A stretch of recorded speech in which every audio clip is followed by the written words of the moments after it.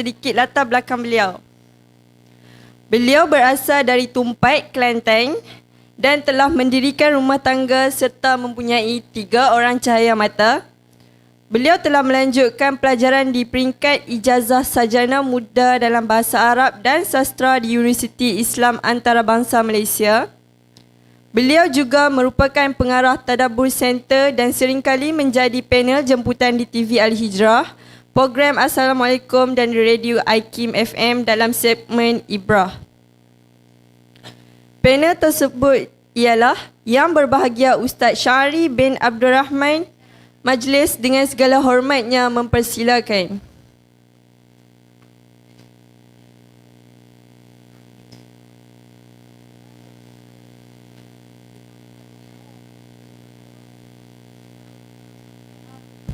Assalamualaikum warahmatullahi wabarakatuh.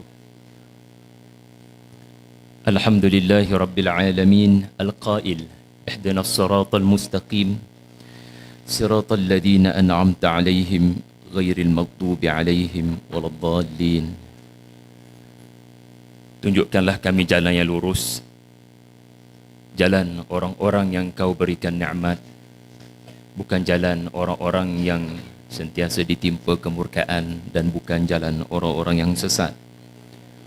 Wassalatu wassalamu ala Rasulillah wa ala alihi wa sahbihi wa man tabi'ahu wa nasarahu wa jahada fillahi haqqa jihadih. Terima kasih pada puan pengurusi majlis. Terima kasih kepada Jabatan Mufti Negeri Perlis kerana memberikan kepercayaan kepada saya untuk membentangkan tajuk yang telah diamanahkan. Terima kasih kepada Perbadanan Perpustakaan Awam Negeri Perlis. Tidak dilupakan guru saya Dr. Azrul Azlan, pensyarah UIA Paguh. Seterusnya tuan-tuan, puan-puan, muslimin dan muslimat yang menjadi tetamu Allah pada pagi Khamis yang diberkati pada pagi ini.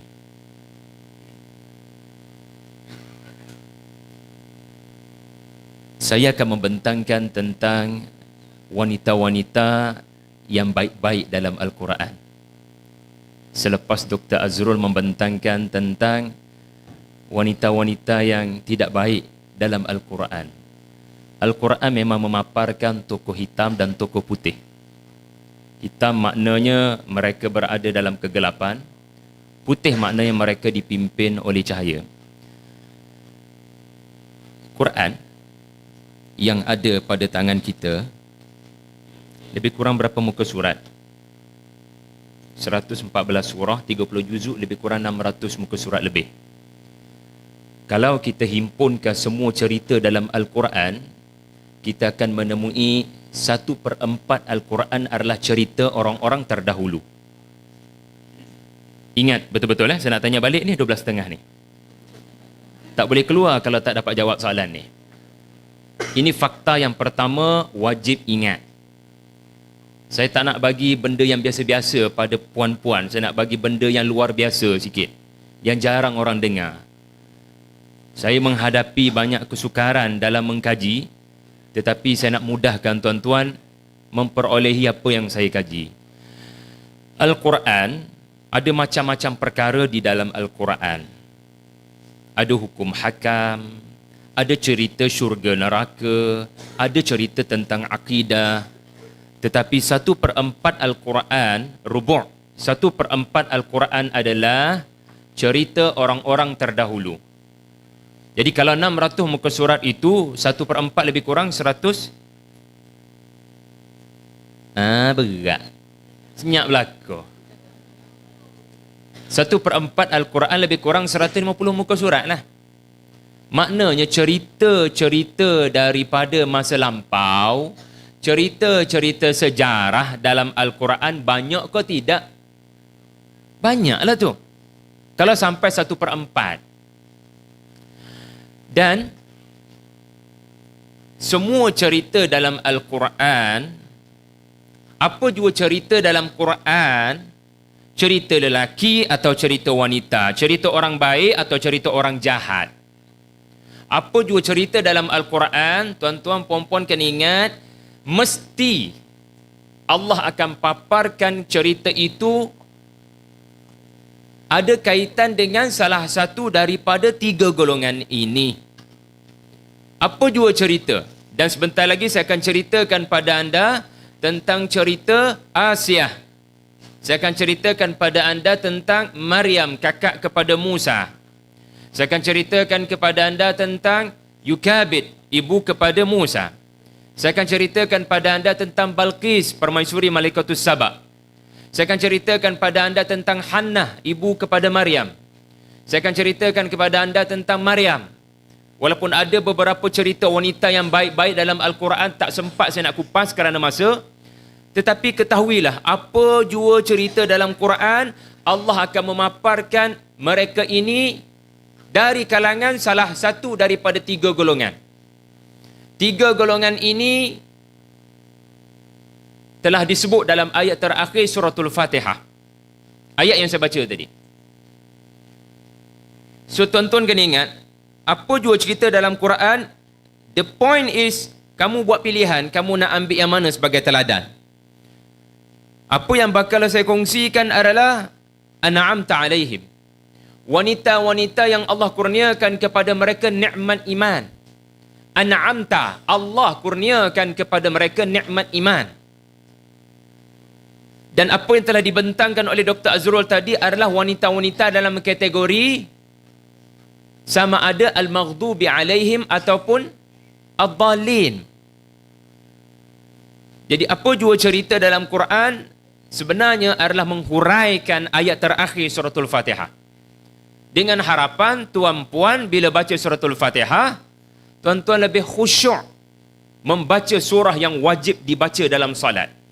Kerana saya sendiri tak boleh nak hafal ayat-ayat Quran pasal Asia.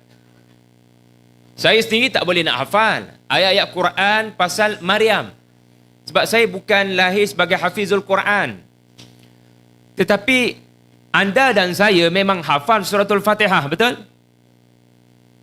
Cumanya kita ni hayati ke tidak apa yang kita hafal. Mudah-mudahan 12.30 ni kita tamat, ya.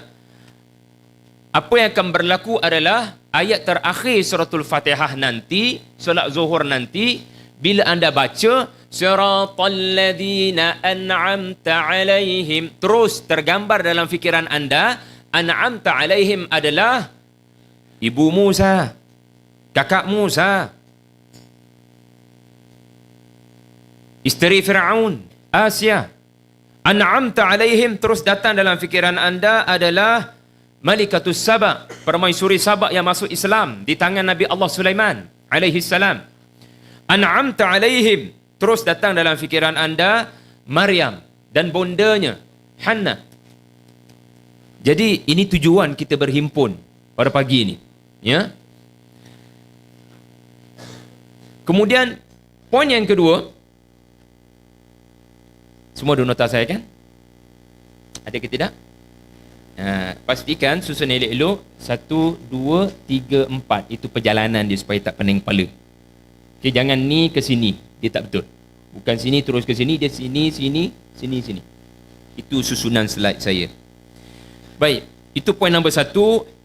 Hikmah Al-Quran ada 1/4 cerita. Untuk menghuraikan ayat terakhir suratul Fatihah, untuk bantu semua orang perlis khusyuk dalam solat bila baca suratul Fatihah. Suratul Fatihah ini Allah Ta'ala sebut dalam suratul Hijr, sab'an minal mathani, 7. Ni berapa ni? 7 yang berulang. Allah kata suratul Fatihah itu, ini antara tafsirannya, suratul Fatihah itu adalah 7 yang berulang. Apa benda 7 tu? Yang paling dekat dengan saya. Apakah 7 yang berulang? 7 ayat. Suratul Fatihah berapa ayat? 10. Astagfirullah. Suratul Fatihah 7 ayat. Jadi kita duk ulang berapa kali sehari? 17 kali. 17 rakaat. Jadi itu sebab Allah sebut 7 yang berulang. Tetapi ada ulama yang menyatakan 7 yang berulang itu adalah 7 intipati dalam suratul Fatihah. Ada 7 perkara teras dalam Al-Quran yang telah disimpulkan oleh suratul Fatihah. Ya, saya nak sebutkan yang terakhir sahaja. Iaitulah kisah-kisah orang-orang terdahulu. Ini antara isi kandungan Al-Quran. Kisah-kisah orang-orang terdahulu sebagai pedoman dan teladan untuk kita. Yang kedua, poin saya adalah apakah maksud ahsanal qasas? Bismillahirrahmanirrahim. Nahnu naqussu 'alaika ahsanal qasas bima awhayna ilaika hadzal Qur'an wa in kunta min qablihi laminal ghafilin. Kami akan terus menurunkan kisah ke atasmu wahai Muhammad sallallahu alaihi wasallam dengan sebaik-baik kisah yang menjadi sebahagian daripada wahyu yang kami kurniakan kepadamu di dalam Al-Quran ini, sedangkan kamu sebelum ini daripada golongan yang tidak mengetahui apa-apa tentang orang-orang terdahulu. Surah Yusuf ayat yang ketiga. Apa makna sebaik-baik kisah? Cerita dalam Quran adalah cerita yang terbaik untuk anda dan anak cucu cicit anda. Anda boleh beri banyak buku cerita pada anak cucu cicit anda, tetapi yang paling terbaik adalah cerita dari Al-Quran. Para ulama menyatakan cerita dalam Al-Quran disebut sebaik-baik cerita kerana 3 sebab. Catat elok-elok, nanti akan disoal siasat. Kenapa cerita Quran cerita yang terbaik? Pertama, kerana menyampaikan cerita itu adalah Allah Ta'ala sendiri dan bukan makhluk yang bernama sejarawan yang telah mati. Nah, tuan-tuan, dalam dunia sejarah, perkara yang akan dihadapi oleh para pengkaji sejarah adalah dokumen tu tak sampai. Riwayat tu tak sampai. Orang yang ada cerita tu dah mati. Lepas tu lagu mana kita nak tahu ceritanya? Orang yang kita bergantung harapan sebab dia ada maklumat tu. Dia hidup masa peristiwa tu berlaku. Kita ambil contoh. Semasa Ibu Musa yang dikatakan namanya Yukabid letakkan anaknya di atas sungai Nil, ada kalangan anda yang hidup pada waktu itu dan kebetulan berada di Mesir di sungai Nil dan melihat dan menonton peristiwa itu, kerana Ibu Maryam tidak buat live peristiwa itu di Suara Sunnah, tiada. Jadi bagi tahu saya, siapa yang boleh meriwayatkan cerita ibu letak anak atas sungai? Sudah pasti yang hanya boleh menyampaikan cerita ini adalah orang yang melihat peristiwa berkenaan, kalau dia melihat. Tapi peristiwa itu tidak dipertontonkan kepada orang lain. Sebab ibu Musa tak buat, mari ni aku nak letak anak aku atas sungai ni, dia mau jadi saksi dah. Tak. Dan barangkali memang ada banyak saksi-saksi wanita yang mana memang Ibu Musa cerita apa yang telah berlaku tadi. Dia mendengar suara gaib, dia letak anaknya, suara gaib itu memerintahkannya letak anaknya atas peti tabut, atas peti, dalam peti. Ya, and then peti itu dialir ke atas sungai Nil, dan barangkali ada seorang dua kawan-kawan jiran yang dia cerita tentang dia mendengar suara gaib berkenaan. Dan ini saksi, betul tak? Ini saksi walaupun dia tak nampak peristiwa itu, tapi dia mendengar directly daripada orang berkenaan. Tetapi orang tu ada lagi tak? Cerita 2500 tahun sebelum Masihi, tuan-tuan. Bukan mudah cerita tu nak kekal sampai sekarang. Orang-orang yang sudah meninggal dunia, okey. Tuan-tuan pernah naik bahtera Nabi Nuh? Kalau anda boleh sebut bahtera Nabi Nuh besarnya begini, lebarnya begini, bentuknya begini, orang yang boleh kata bahtera Nabi Nuh besar ni dan apa berlaku atas bahtera tu, anda tolong tanya dia umur kamu berapa sekarang? Kalau umur baru 40, pelawak lah tu. Kalau kamu umur 5,000 tahun, saya boleh percaya. Sebab anda belum matilah maksudnya. Anda sempat menyaksikan banjir besar dan anda antara yang terselamat atas bahtera. Anda layak untuk bercerita. Tetapi manusia itu hidup dan mati. Bila mati dengan maklumat-maklumat itu kekadang sampai dan tak sampai. Sebab orang yang menyaksikan dengan orang yang mendengar perkongsian daripada orang yang menyaksikan, ada beza tak? Saya tengok tongkat Musa bertukar menjadi ular gergasi. Saya pun sharing kepada anak saya yang tak menonton pada waktu itu. Dia tak lahir pun lagi waktu itu. Dia pun kagumlah, papa tengok peristiwa itu papa. Masya Allah, saya akan sampai kepada anak saya nanti. So anak kita pula akan pindahkan cerita kepada cucu kita. Dan cucu tu kagum ke tidak? Kagum juga. Tetapi level kagum dia sama tak dengan level kagum anak? Cucu punya kagum sama level tak dengan kagum anak? Sebab yang dengar direct daripada saksi adalah anak, bukan cucu. Dan bayangkan sekarang cucu kepada cicit, cicit pada keturunan ketujuh. Akhir sekali sampai keturunan ketujuh, jolo kau tukar ular. Betul ke? Macam cerita dongeng je. Maka dah mula ada campur aduk fakta yang benar telah bercampur baur dengan batil. Orang mula membawa masuk perencah-perencah untuk menyebabkan cerita itu jadi sedap. Sedangkan kalau dia dengar direct daripada orang yang melihat laut merah terbelah, dia tak perlu kepada cerita-cerita tambahan. Tetapi yang merakamkan peristiwa-peristiwa ini adalah yang maha hidup. Inilah menyebabkan ia adalah sebaik-baik cerita. Allah hidup semasa Maryam melahirkan Isa. Allah hidup semasa Asiah diseksa oleh suaminya Fir'aun. Allah hidup semasa Hawa menikmati syurga dengan suaminya Adam alaihi salam. Allah itu hidup semasa Yukabid meletakkan anak andanya di dalam sungai Nil. Dan saya nak tanya anda, Allah hidup lagi tak sekarang? Wal hayyul qayyum, dia maha hidup. Dan dia menurunkan Quran yang melaporkan apa yang Allah Ta'ala sendiri tengok. Maka siapa yang lebih benar faktanya daripada Allah? Maka ini nombor satu. Tak ada fakta yang paling sahih kecuali Quran. Dan kitab-kitab terdahulu kalau kita masih boleh temui. Yang kedua, kenapa sebaik-baik kisah? Kerana Allah bila menyampaikan sesuatu cerita, Allah bukan sekadar memaparkan dengan kebenaran.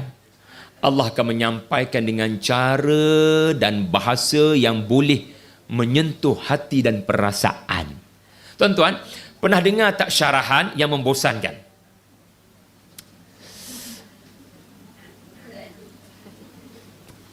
Pensyarah berkenaan ilmunya sangat tinggi. Apa yang dibentangkan adalah fakta dan fakta dan fakta dan fakta dan fakta. Tetapi akhirnya orang rasa kering saja. Maknanya dia telah menyampaikan kebenaran. Ulama ataupun ustaz ataupun profesor barangkali kan. Dia telah menyampaikan kebenaran tetapi dia kehilangan satu unsur. Unsur apa? Unsur cara penyampaian. Ingat ya, tak semua orang yang tahu benda benar, dia boleh menyampaikan dengan cara yang berkesan. Jelas dan berkesan, dua benda berbeza. Dalam feedback form, anda akan nilai dua benda pada penyampai biasanya. Jelas tak jelas? Jelas. Sebab penyampai itu menguasai fakta. Tetapi ada penilaian kedua, anda kena tandakan markah. Tapi saya tidur dalam ceramah tu. So dalam bab berkesan, anda tandakan satu, makna kurang berkesan.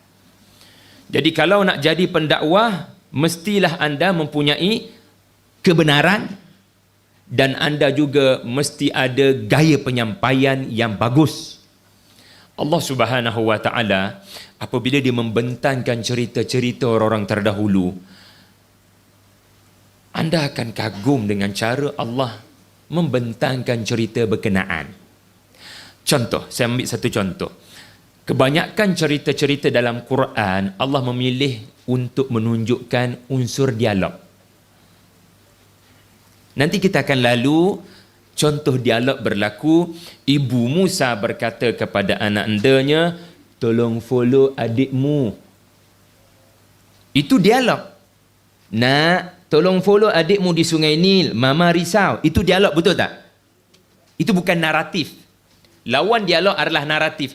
Contoh naratif adalah Ibu Musa telah memerintahkan anaknya untuk mengikuti bayi Musa di atas Sungai Nil. Itu naratif. Itu ayat yang boleh menyebabkan anda tidur. Sebab dia membacakan berita. Melainkan anda pernah nampak pemberita menyampaikan dalam bentuk dialog. Telah berlaku sebuah kemalangan di mana pemandu telah berkata sebelum matinya. Mana ada berita macam tu? Kalau ada berita macam tu memang semua orang akan terpukau pada setiap jam 8 lah. Kemalangan boleh diturunkan insya-Allah. Sebab apa yang dipaparkan adalah suara benar. Sebelum nahas berlaku. Jadi tuan-tuan, satu benda yang menarik, ya, Allah bila memaparkan cerita, kebenaran itu satu perkara. Satu lagi seni kebenaran itu disampaikan. Iaitulah dengan cara dialog. Dengan cara dialog. Allah memaparkan dialog yang berlaku. Dan sekarang timbul soalan, mengapa Allah banyak menyebut berbentuk dialog? Contoh, Malikatus Saba atau lebih terkenalnya Balqis, dia buat mesyuarat. Dia terima surat Nabi Sulaiman daripada burung hudhud. Jadi dia buat mesyuarat. Dan detail Quran menunjukkan unsur dialog. Wahai menteri-menteri semua, bagaimanakah kita mahu menghadapi surat ini? Itu dialog, setuju tak? Lawan dialog adalah naratif. Naratif macam mana?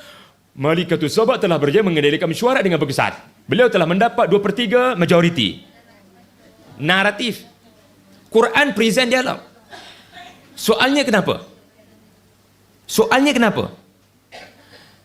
Kata ulama, al-hiwar yushimu fi ihya al-qissah. Dialog menghidupkan cerita. Cerita tu kalau naratif dia mati. Tapi bila ada dialog dia macam Allah tiupkan roh pada cerita itu, lalu hidup cerita tu. Dan anda bila baca cerita-cerita orang terdahulu, anda tak pernah terlintas orang tu dah mati. Betul tak?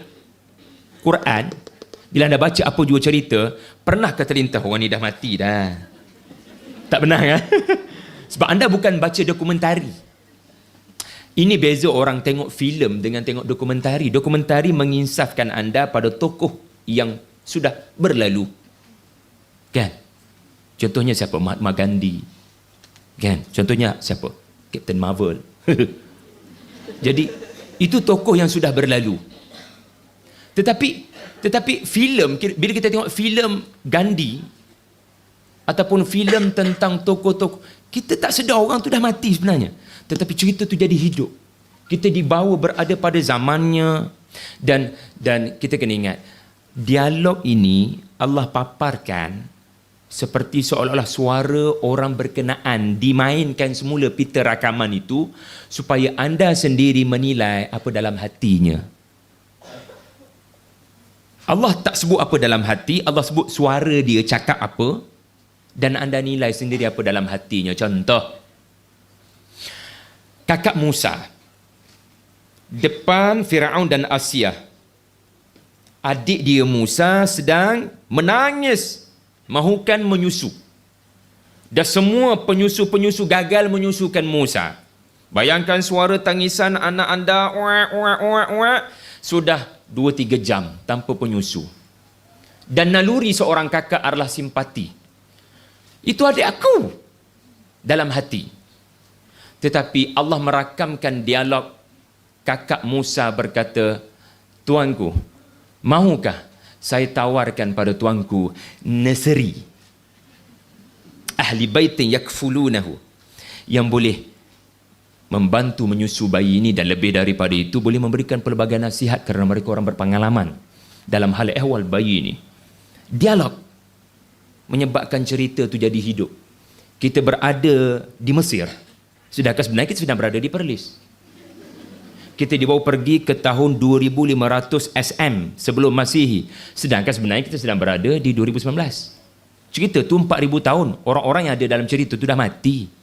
Kakak Musa dah mati, tetapi dialog menyebabkan hidup. Subhanallah. Dan sebaik-baik kisah juga Faktor yang ketiga, ulama-ulama kita kata, kenapa kisah Quran kisah terbaik? Yang ketiga adalah kerana Allah bila memaparkan cerita orang-orang terdahulu, Allah akan berbicara juga tentang masa depan. Macam mana saya nak permudahkan? Bila Allah bercakap tentang orang-orang terdahulu, sebenarnya dalam cerita orang terdahulu juga ada cerita anda. Siapa boleh buat macam tu? Setiap ayat. Saya bagi contoh. Nanti kita akan lalu. Ibu Musa farigha. Ibu Musa bila lepas letak anak atas sungai Nil, dia yakin mula-mula tu. Itu adalah perintah dan wahyu daripada Allah. Tapi 2-3 jam lepas tu Allah rakamkan dia mula rasa farigha. Dia mula tidak lagi berfikir tentang makan minumnya. Dia sudah tidak lagi hidup dengan normal. Dia mula stres dan mula rasa macam nak bagi tahu pada semua orang yang dia telah melakukan kesilapan besar. Dengan hanya mendengar berita gaib yang entah daripada mana. Allah merakamkan bagaimana wanita ini stres dan mahu bagi tahu pada semua orang masalah yang dia hadapi, dan Allah Ta'ala kata, mujurlah kami ikat hatinya dengan iman, lalu dia tidak meluahkan pada orang lain. Nah, cuba baca 2-3 kali ayat tu. Anda rasa ayat itu hanya berbicara tentang Yukabid atau berbicara juga tentang anda? Sebab tu setiap ayat Quran, khususnya cerita, dia macam cermin, tuan-tuan. Dia reflect pada anda. Dan tak ada manusia boleh buat cerita macam tu. Allah boleh buat cerita macam tu. Maknanya apa? Bila Allah memaparkan cerita seorang wanita yang sedang gundah gulana kerana anaknya telah pergi daripada pangkuannya, Allah yang sama tahu akan ada lagi ibu-ibu di masa hadapan sampai hari kiamat akan menghadapi ujian begini. Dia akan berpisah buat sementara dengan anaknya. Dan bagaimana untuk dia kuat menghadapi situasi ini. Sebab itu menarik, Allah tak sebut nama Yukabid dalam suratul Qasas. Allah hanya sebut ibu Musa. Perasan kan? Allah hanya sebut isteri Nabi Nuh, macam yang dibentangkan oleh Dr. Azrul tadi. Ibu Musa. Kenapa Allah sebut ibu Musa sedangkan kita ni sangat nak tahu siapa ibu itu? Yukabidkah namanya? Tuan-tuan ingat, bila Allah tak sebut nama, antara hikmahnya, kata Mutawalli Sya'rawi, seorang ulama tafsir daripada Mesir, supaya anda akan rasa anda masuk dalam ayat tu. Inklusif cerita tu dan bukan eksklusif. Sebab ibu Musa, makna semua ibu-ibu akan terasa dengan ayat tu. Should be. Sebab ayat Quran ini sebenarnya macam Dr. Azrul ending tadi, dia sasaran pada kita. Quran bukan buku sejarah. Quran menggunakan sejarah untuk menegur kita. Quran bukan buku sejarah, tetapi di dalamnya ada sejarah. Tetapi bila Allah yang menyampaikan cerita sejarah, dia tak sama dengan manusia yang bernama sejarawan bila bercerita. Bila Allah memaparkan sesuatu daripada masa lampau, Allah juga nak beritahu benda ni akan berulang. That's the point. Cerita tu akan berulang. Akan ada lagi wanita yang sudah bergelar ibu, Allah akan uji dengan tekanan perasaan. Waktu itu anda perlukan apa?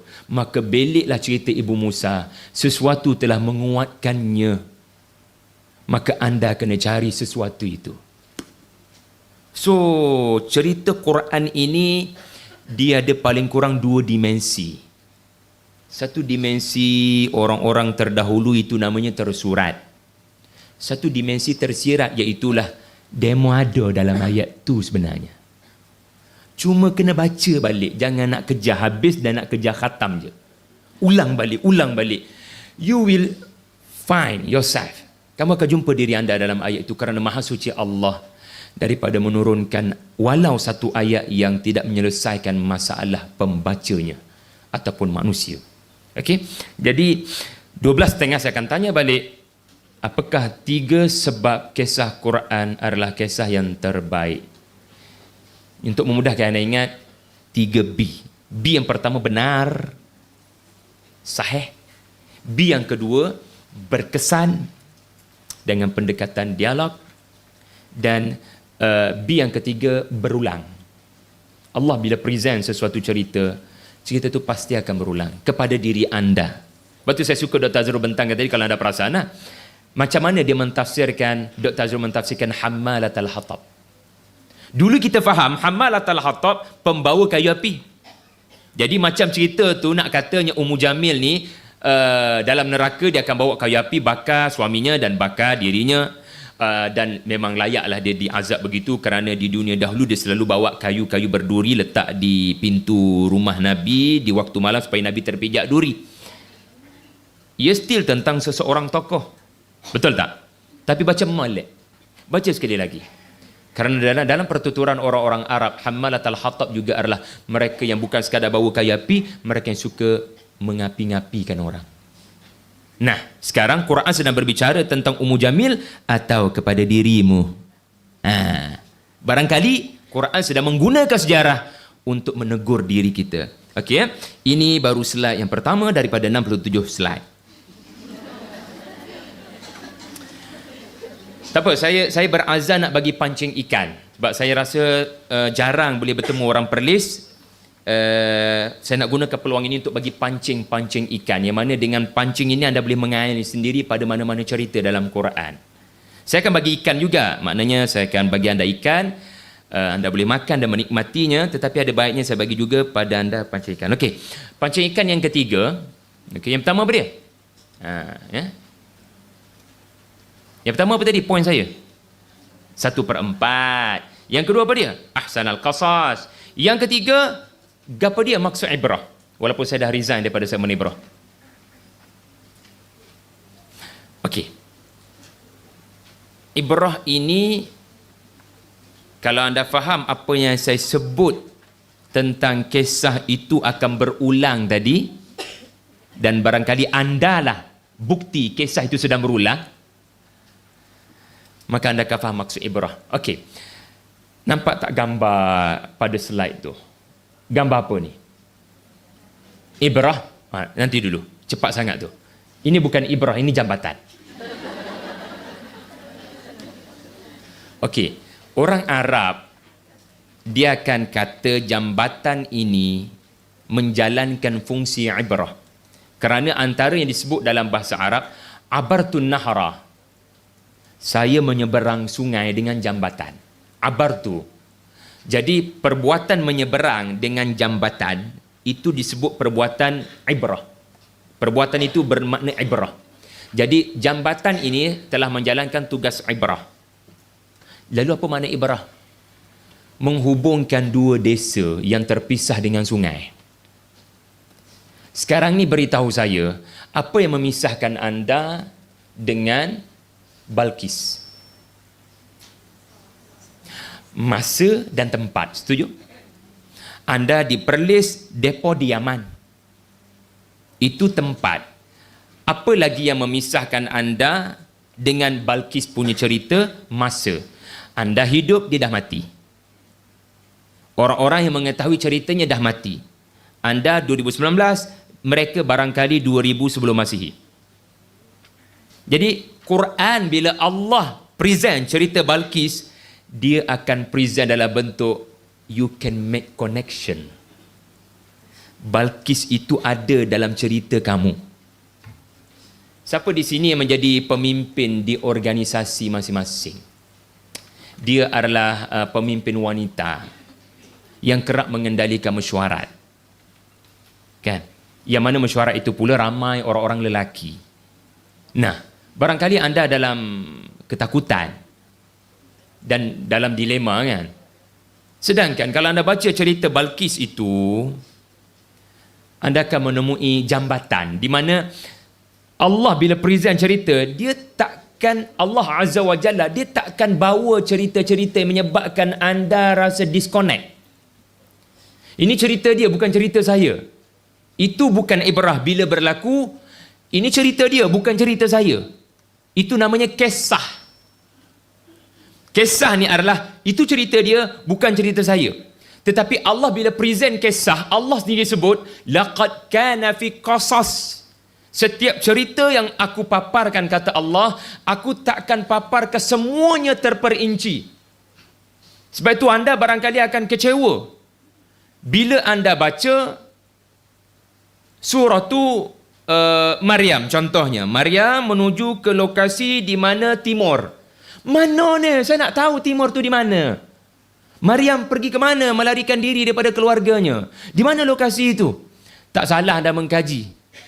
Tetapi Quran telah menyebut ia berlaku begitu kerana semua yang akan dipaparkan adalah bertujuan you, the reciter, pembaca Quran can make connection, bridging the gap. Orang panggil menjambatani. Bukan menjambani, menjambatani.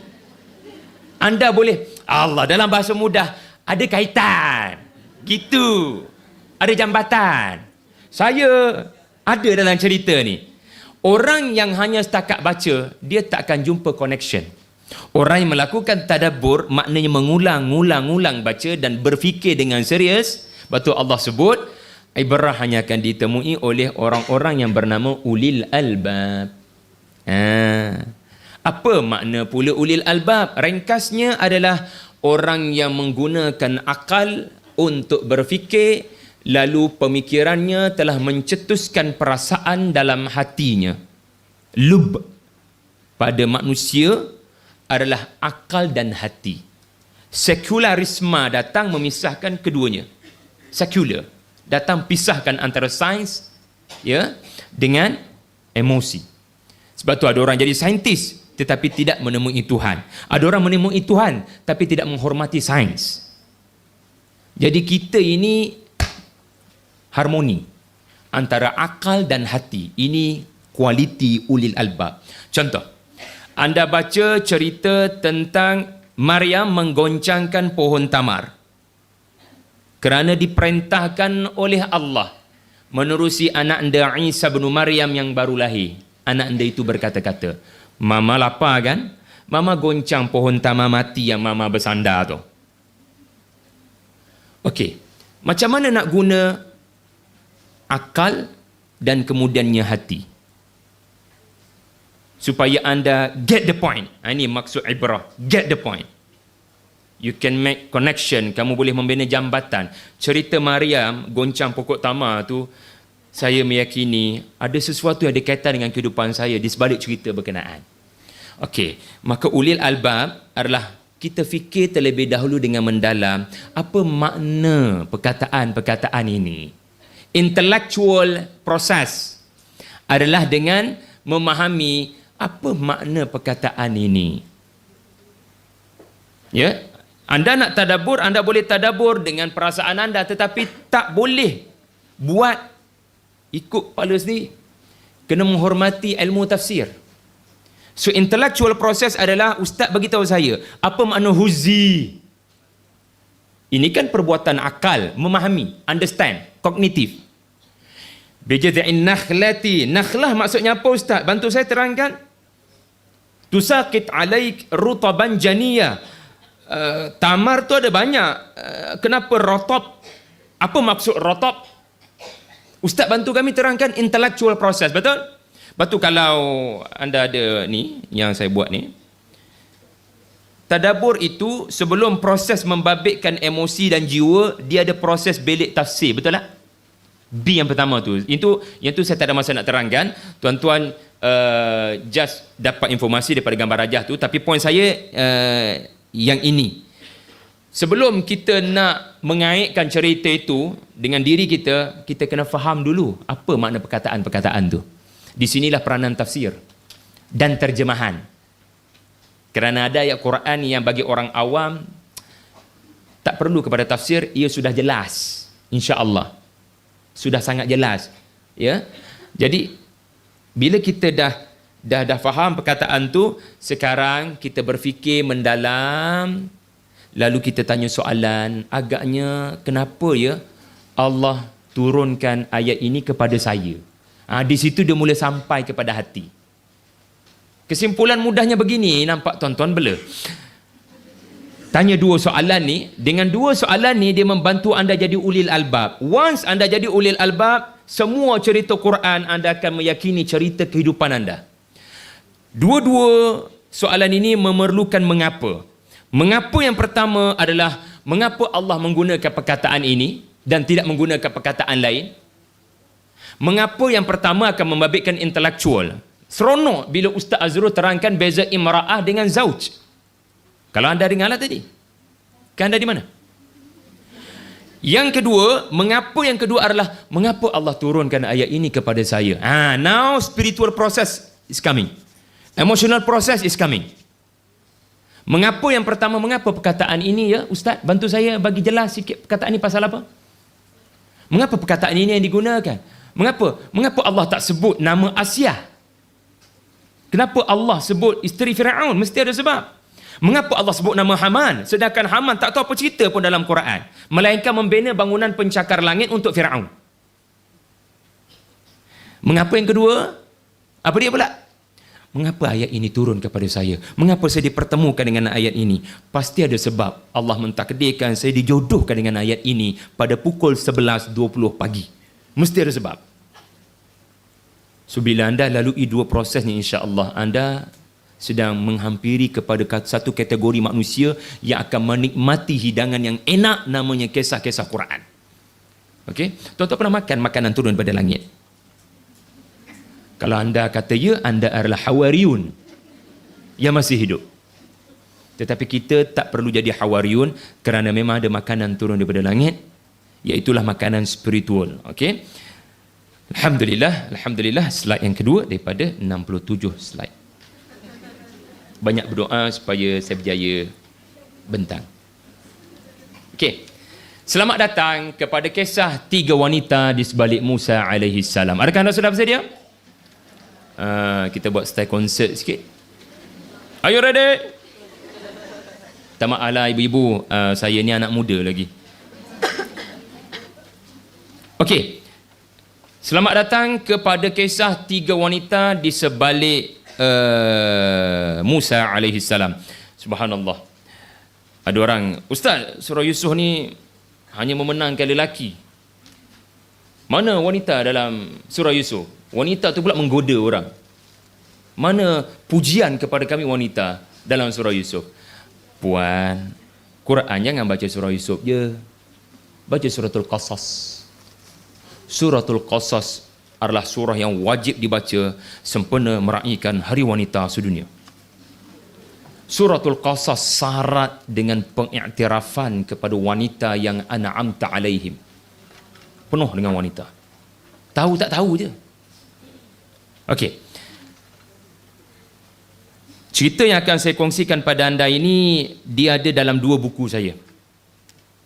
Satu di bawah teduhan, yang kedua menggapai bintang. Minta maaf banyak-banyak, ada musibah di airport tadi, saya tak ada bawa buku ni. Sebab beratur panjang sangat, so bagasi itu sudah tidak dibenarkan. Sebab cik kalau beratur, memang cik takkan boleh masuk penerbangan. Sebab saya rasa saya datang awal dah. Tapi kerana luar biasa punya crowd di KLA 2 tadi, menyebabkan 40 kilo tu penuh dengan buku-buku untuk tuan-tuan ni tak dapat sampai. Itu ketentuan Allah lah. Tapi tak apalah, kalau nak beli boleh beli. Yang penting tuan-tuan dengar apa yang saya sampaikan, insya-Allah. Buku tu tak apa, boleh cari di pesta buku ataupun boleh berhubung dengan nombor yang berkenaan. Okey. Kita berada di Mesir sekarang, iaitulah di lokasi berikut, iaitulah lokasi Sungai Nil, kelahiran Nabi Musa alaihi salam. Ayuh, kita mendekati tiga tokoh berkenaan. Kesian kat puan-puan duduk kat sebelah ni, boleh nampak ke tidak ni? Boleh? Boleh.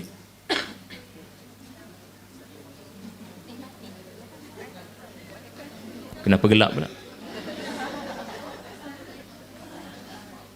Tadi okey.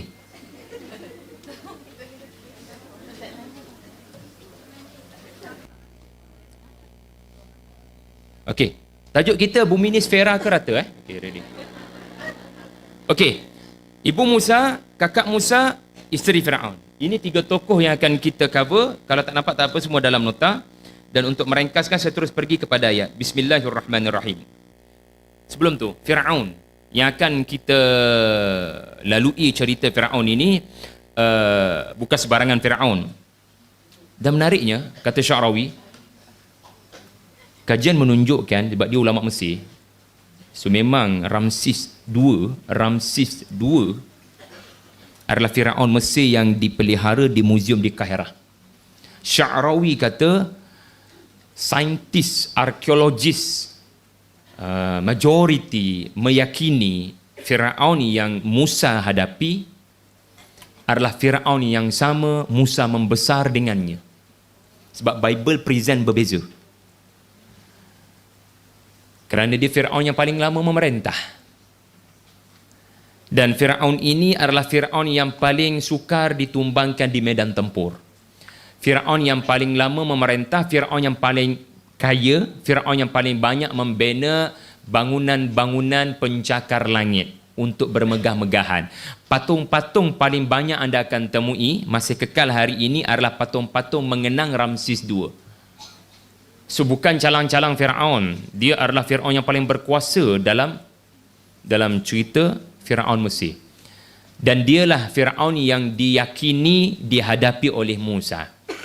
Tetapi Quran tak sebut Ramses Ats-Tsani.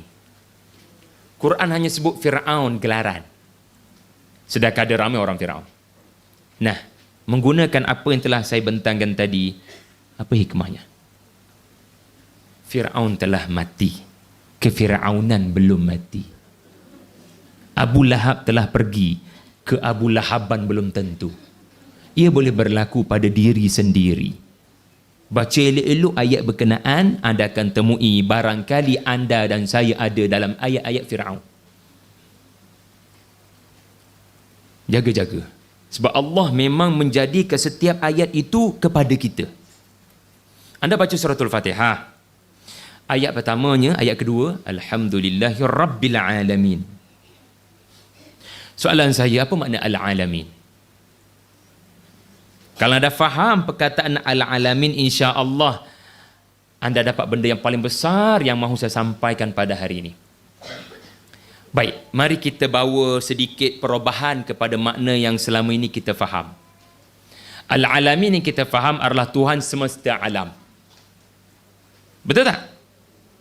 Alam yang saya nampak, alam yang saya tak nampak, alam zahir, alam batin, alam akhirat, alam dunia, alam rahim, alam roh. Allah yang sama sebagai Rabb yang Esa. Apa kata kali ini? Kita lengkapkan makna Al-Alamin dengan makna yang kedua. Kerana makna yang kedua ini adalah berdasarkan kaedah tafsir ayat Quran dengan ayat Quran yang lain. Kalau anda nak tahu apa makna Al-Alamin dalam suratul Fatihah, anda kena tengok perkataan Al-Alamin dalam surah lain. Contoh, Nabi Lut berkata, Ata'atuna dhukrana 'anil 'alamin? Kalian mendekati al-alamin? Maaf, kalian mendekati sesama lelaki dan kalian meninggalkan al-alamin dengan merujuk kepada dua orang anak perempuannya dan dengan merujuk kepada perempuan-perempuan yang ada di negara Sodom. Saya ulang balik. Nabi Lut sedang mentafsirkan makna al-alamin. Ata'tuna dhukrana 'anil 'alamin? Adakah kamu mendekati lelaki sedangkan kamu lelaki dan kamu meninggalkan al-alamin? Nah, beritahu saya apa makna al-alamin sekarang. Maka dia bukan cerita pasal alam. Dia cerita pasal manusia. Specifically wanita. Berdasarkan satu ayat. Tengok pula ayat lain, Nabi Lut yang sama berkata, Ata'atuna fahishata ma sabaqakum biha min ahadin minal alamin. Kamu melakukan maksiat yang tidak pernah dilakukan oleh al-alamin. Nah, sekarang apa makna al-alamin? Alam atau manusia? Kamu melakukan sesuatu yang tidak pernah dilakukan oleh manusia terdahulu. Tadi manusia sekarang, tetapi perempuan. Jadi kesimpulannya, mengkaji perkataan al-alamin dalam Al-Quran, maka ulama kita menyimpulkan al-alamin bermakna manusia yang Allah berikan ilmu, yakni wahyu, di setiap zaman, sama ada dulu, sekarang, dan sampai hari kiamat. Nah, sekarang bila anda baca Alhamdulillahi Rabbil Alamin, segala puji dan terima kasih kepada Allah, Tuhan yang menjadi Rabb. Rabb artinya pemilik seluruh manusia di masa lampau, di masa sekarang, di masa akan datang. Itu benda yang tak ada dalam terjemahan. Alhamdulillahi Rabbil Alamin. Rabb, Tuhan yang mendidik orang-orang terdahulu, orang-orang sekarang, dan orang-orang sampai hari kiamat. Benda itu tak ada dalam terjemahan. Tuan-tuan dah tahu sekarang, kena tambah sendiri.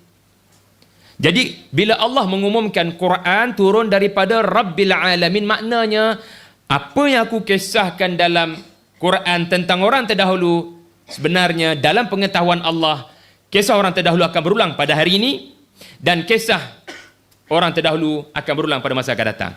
Jadi Allah yang sama sedang mendidik seluruh manusia sampai hari kiamat. Jadi dengan itu kita faham Fir'aun bukan hanya cerita sejarah. Fir'aun adalah contoh manusia yang akan berulang pada setiap masa, iaitulah orang yang gila kuasa, mengaku Tuhan bila sudah bertahta. Begitu, kita kena pandang nilai dia tu. Okey? Baiklah. Poin saya adalah tak ada poin dah lah, masuk ayat lah. Kerana masa, saya tak mampu nak bacakan terjemahan. Saya baca ayat je dan saya akan huraikan. Bismillahirrahmanirrahim. Wa numakkina lahum fil ardi wa nuriya fir'auna wa hamana wa junudahuma minhum ma kanu yahdarun. Allah menyebut dalam ayat ini yang Allah akan mengurniakan kekuasaan kepada orang-orang yang tertindas dengan cara menggulingkan Fir'aun, Haman, dan mengalahkan tentera-tentera kedua-duanya dan menjadikan apa yang mereka takut berlaku. Tuan-tuan tahu kan cerita Fir'aun mimpi? Dia sangat takut dengan mimpi itu akan berlaku. Seseorang mencabut kekuasaannya dan Allah akan tunjukkan apa yang mereka takut akan berlaku. Okey. Menggunakan dua soalan mengapa tadi. Mengapa yang pertama apa dia? Jangan tidur. Bangun. Mengapa yang pertama apa tadi? Mengapa Allah menyebut perkataan Haman? Ini contoh. Tak cukup ke Fir'aun je? Kenapa nak kena tambah Haman? Siap ada tentera-tenteranya sekali. Sebab rasanya yang paling menjadi dalang adalah Fir'aun. Tapi kenapa Haman? Suratul Qasas tak tahu cerita Haman ni pasal apa. Anda akan jumpa cerita Haman dalam surah lain. Sedangkan kita ni nak pergi jenguk surah lain, mana ada masanya, mana tahu surah apa. Kalau dah jumpa Suratul Qasas, kita akan baca jelah sampai khatam. Tak ada masa nak tahu tentang Haman. Anda tak tahu Haman ni siapa. Dalam Suratul Qasas tidak diberitahu. Tapi kenapa Allah sebut Haman? Kalau kita rujuk surah yang lain, Haman ini dipanggil proses ibrah. Orang yang zalim bukan sekadar yang orang yang zalim bukan sekadar orang yang mencadangkan kezaliman. Orang yang mengangguk-ngangguk dan tidak menentang, itu juga dikira zalim. Itu sebab Allah sebut tentera. Sebab mereka tidak protes. Okey, Haman ini pula, dia melaksanakan agenda Fir'aun. Eksekutif, dia melaksanakan. Barangkali pelaksana tidak redha dengan apa yang dilaksanakan, betul tak? Dia hanya staff. Tetapi dah orang atas suruh, wahai Allah, maafkan saya melakukan tanpa kerelaan hati, maafkan saya. Di akhirat anda tak boleh buat begitu. Kamu dalam mesyuarat mengangguk keputusan Fir'aun. Kamu dikira telah bersekongkol dengan Fir'aun. Di sisi Allah, kamu sama level dengan pengganas. Walaupun kamu tidak bersetuju dengan keganasan, tetapi kerana kamu tidak menyuarakan ketidakpuasan hati kamu dianggap telah berkompromi. Dan Haman pula adalah simbolik kepada orang yang melaksanakan. Meskipun barangkali tidak semua yang dilaksanakan dengan kerelaan hati. dengan kamu sendiri dianggap Allah sama rata. So kat sini kita mula tanya soalan mengapa yang kedua. Jadi agaknya mengapa saya dipertemukan dengan ayat 6? Karena Allah Ta'ala nak ajar kita kena ada pendirian. Benda batil kena tegur, benda ma'ruf kena sokong. Jangan berdiam diri. Man ra'a minkum mungkaran falyughayyirhu, paling kurang dengan hati yang membenci. Jadi, itu satu pengajaran daripada ayat 6. Ya, supaya kita tidak jadi orang yang berdiam diri ke atas kezaliman. Begitu kan orang hina Nabi. Takkan kita senyap je. At least tunjukkanlah pendirian. Kan? Dalam mekanisme dan medium yang boleh kita nyatakan. Kan? Okey. Sekarang kita berada pada babak yang paling penting. Ayat yang ke-7. Yang menceritakan tentang seorang ibu. Wa awhayna ila ummi Musa an ardi'ih.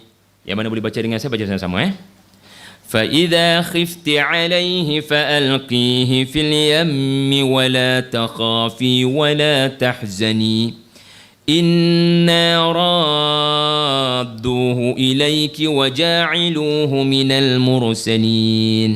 Ayat 7 ni cerita pasal Allah memberikan wahyu, yakni ilham. Bukan wahyu kenabian, ilham. Tuan-tuan, bila anda ada sesuatu idea dalam mesyuarat dan orang telah menghargai idea anda, Masya Allah, idea ini sudah kami tunggu lama, kenapa kamu tak muncul selama ini? Idea inilah akan membangunkan perpustakaan negeri Perlis. Alhamdulillah, terima kasih, bagus kamu. Apa perasaan anda bila orang puji pendapat anda? Oh, saya rasa bagus sangat pandangan saya. Jangan lupa di sebalik idea ada kami. Wa auhayna. Mengapa yang pertama adalah kenapa Allah sebut kami? Nak bagi tahunya setiap ilham, idea, kreativiti, Barat mengajar kepentingan kreativiti. Barat tak mengajar siapa yang mengilhamkan kreativiti. Perhatikan dalam surah Yasin anda baca. وَآيَةٌ لَهُمْ أَنَّا حَمَلْنَا ذُرِّيَّتَهُمْ فِي الْفُلْكِ الْمَشْحُونِ وَخَلَقْنَا لَهُمْ مِنْ مِثْلِهِ مَا يَرْكَبُونَ. Antara tanda-tanda kebesaran Allah adalah kapal yang penuh muatan kami apungkan. Ini merujuk kepada bahtera Nabi Nuh. Tetapi selepas itu Allah sebut, dan kami ciptakan bahtera yang mirip bahtera Nabi Nuh untuk mereka berlayar. Soalan muncul. Adakah Allah yang menciptakan bahtera-bahtera seperti Nabi Nuh punya bahtera? Bukan. Tapi Allah yang memberikan ilham. Lalu terciptalah kapal-kapal yang berlayar. Tetapi berapa ramai yang mencipta ini tidak menghargai pemberi idea berkenaan. Nah, subhanallah. Kemudian, apa yang Allah wahyukan ataupun ilhamkan kepada Ibu Musa? Nyusu dia. Maknanya dalam suasana Fir'aun dan konco-konconya sedang ambush rumah-rumah yang disyaki ada kedengaran suara bayi lelaki, maka Ibu Musa diperintahkan Allah bertenang, relax. Sebulan, 2 bulan, anak ni 3 bulan, selagi kamu tidak diambush, selagi tu kamu menyusukan dia. Bagi bayi tu kenal susu kamu. Okay, fikir sejenak. Mengapa Allah perintahkan Ibu Musa kena menyusu anaknya? Mesti ada sebab. Yang ada kaitan dengan apa yang akan berlaku di depan nanti. Okay, itu satu contoh mengapa intelektual. Mengapa Allah perintahkan menyusu? Kerana barangkali di depan nanti bayi Musa ini takkan recognize susu untuknya, melainkan susu yang dia rasa 2-3 bulan ni. Okay, tanya soalan kedua yang membabitkan. Ya. Jadi, mengapa ayat ni tuju pada saya? Allah nak ajar bila benda Allah perintah buat. Adalah hikmahnya tu. Dia mau tak jumpa lagi lah ni akan datang. Anda barangkali diperintahkan Allah untuk bersedekah, wakaf. Anda dengar ustaz menyampaikan tentang kepentingan wakaf. Jangan bertangguh lagi, terus lakukan. Kerana anda tak tahu, barangkali 2-3 hari lagi akan mati. Siapa tahu? Maka Allah ilhamkan untuk kebaikan anda. Untuk kebaikan anda di masa depan. Ibu Musa pun begitu. Di masa depan nanti, ini cara yang akan boleh menyebabkan kamu boleh menyusu Musa dalam istana Fir'aun. Dengan keselamatan, dengan bayaran. Subhanallah. Okey. Dan bila kamu takut, bila kamu benar-benar takut, maknanya bunyi tapak kaki kuda tu nak masuk ke dalam rumah kamu, maka di kemuncak ketakutan itu, jangan kamu pegang bayi itu. Kita bila takut pada keselamatan anak, lagi kuat kita pangku. Tapi Allah Ta'ala nak ajar, dia mau bergantung pada siapa sekarang? Dia mau bergantung pada diri dia mau ke? Atau dia mau bergantung pada Allah? Sebab tu Musa, bila sampai dekat Allah musabab, tongkat tu asbab. Keselamatan daripada Allah, bukan daripada tongkat. Subhanallah. Jadi, sekarang serahkan urusan ini kepada aku. Ini makna tawakal. Serahkan urusan ini kepada Allah. Jangan ada dua perkara. Khauf, hazan. Khauf ni maknanya takut pada apa yang akan berlaku di masa depan. Hazan ni adalah menyesal pada apa yang dah berlaku. Allah perintah dua benda. Allah larang dua benda. Wahai Ibu Musa, bila kamu dah letak anak kamu tu atas sungai ni dan kamu alirkan, jangan biarkan syaitan mendatangkan dua perasaan ni. Ini menunjukkan dua perasaan ini akan menjadi kunci syaitan masuk ke dalam yuwaswisu fi sudurin nas. Dia boleh masuk ke dalam diri anda dan mula menimbulkan kepada anda keraguan kepada kekuatan Allah. Pertama khauf, yang kedua hazan. Iaitulah jangan terlalu khauf, takut pada apa akan berlaku esok hari. Jangan hazan, jangan terlalu risau, jangan terlalu menyesal pada apa yang dah berlaku. Tuan-tuan, sebagai mukmin kita kena plan hari esok. Sebagai seorang mukmin kita kena belajar daripada apa yang dah berlaku. Tetapi terlalu bimbang hari esok ataupun terlalu menyesal pada apa yang dah berlaku, itu bukan lagi seorang mukmin.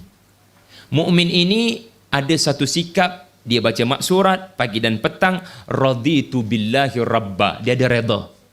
Redha maknanya apa? Apa yang dah berlaku itulah yang terbaik daripada Allah. Apa yang akan berlaku saya boleh merancang, tapi akhirnya Allah yang menentukan yang terbaik. Ini dia sikap yang diajar oleh Allah kepada Ibu Musa. Sebab bila anda letak anak, for sure anda akan diganggu syaitan dengan dua perkara.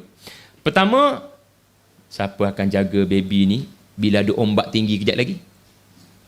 Letak dia pula atas peti tabut. Kalau terlanggar batu besar, kayu je pun. Lainlah kalau letak dalam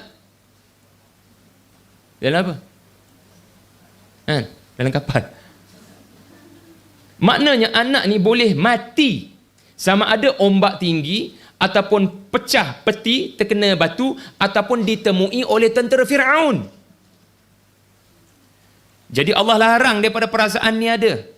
Dan boleh juga seorang ibu tiba-tiba menyesal atas apa yang dah berlaku. Ibu waras mana letak anak atas sungai untuk selamatkan dia? Itu bukan cara selamatkan anak menurut logik akal. Tetapi Allah kata, percaya pada janji, aku akan pulangkan anak ini kepadamu dan aku akan pulangkan juga sekali lagi di masa akan datang sebagai seorang rasul. So, cerita yang akan berlaku ini bukan hanya cerita Musa berjaya sampai ke dalam istana Fir'aun untuk menghancurkan Fir'aun, tetapi ini juga cerita apa Allah sebut pasti akan berlaku. Bayi itu akan kembali. Akhirnya kembali ke tidak? Saya yakin cerita ni ada dalam minda anda, mudah-mudahan. Cumanya tujuan saya berdiri ini nak bagi lebih anda hargai bahasa Quran. Jadi ayat 7 ni, Allahu Akbar, saya suka sangat. Ayat 6 pasal politik. Setuju tak? Ayat 6 pasal politik di Mesir. Kucar kacir di sana sini, raja itu zalim menyembelih ratusan ribu anak-anak lelaki yang masih lagi bayi. Tiba-tiba ayat 7, seorang ibu sedang menyusu anak kecilnya. Anda cuba bayangkan sebuah filem. Ketuan pun jarang tengok filem. Filem itu bermula dengan 10 minit pertama keganasan, peperangan, penyembelihan, pembunuhan, darah tumpah, bayi-bayi menangis tidak dihiraukan. tiba-tiba minit yang ke-11, 12, 20, seorang ibu sedang tenang menyusu anaknya dalam rumahnya. Lalu soalan muncul, apa hal? Apa kaitan? Sibuk dengan political situation, dan tiba-tiba ayat 7 cerita pasal ibu dengan tenangnya diperintahkan untuk bertenang untuk menyusukan anak. Allah Ta'ala nak ajar, ada benda kita tak boleh ubah, ada benda kita boleh ubah. Tolong fokus. Kadang-kadang politik tidak memihak kepada kehendak anda. Pemimpin yang anda mahu jadi begini tidak jadi begitu, barangkali. Dan anda bukan ahli politik yang boleh mengubah politik. Anda hanyalah seorang ibu. Maka apa yang boleh anda lakukan adalah, kalau anda tidak boleh mengubah orang-orang di luar sana, anda ubah anak anda. Dia bakal jadi generasi yang akan membawa politik yang lebih baik. Ini cara fikir tangan yang menghayun buayan yang perlu ada pada kita. Sebab itu subhanallah tuan-tuan, saya teringat kata-kata Ustaz Fahrul, guru saya lah, ya? Ustaz Fahrul. Lelaki yang baik, Allah, kita je lah lelaki. Kita je lah. Lelaki yang baik adalah yang sanggup melakukan perkara-perkara kecil dengan jiwa yang besar. Ustaz Faru bawa contoh, basuh lampin anak. Ustaz Faru bawa contoh, buangkan sampah di rumah, sapukan sampah, jahit seluar sendiri yang terkoyak. Subhanallah. Dan saya rasa ayat Ustaz Faru itu sebab saya buat benda tu, tapi dengan jiwa yang besar. Apa makna jiwa yang besar? Anda menyusukan anak, jangan jiwa kecil.